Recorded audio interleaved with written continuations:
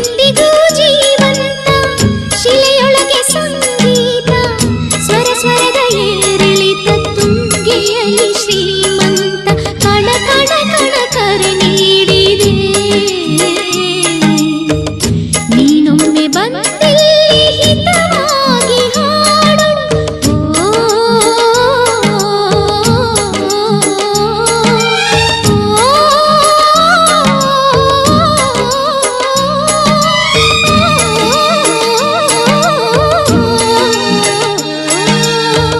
ಕೇಳಿಸದೆ ಕಲ್ಲು ಕಲ್ಲಿನಲಿ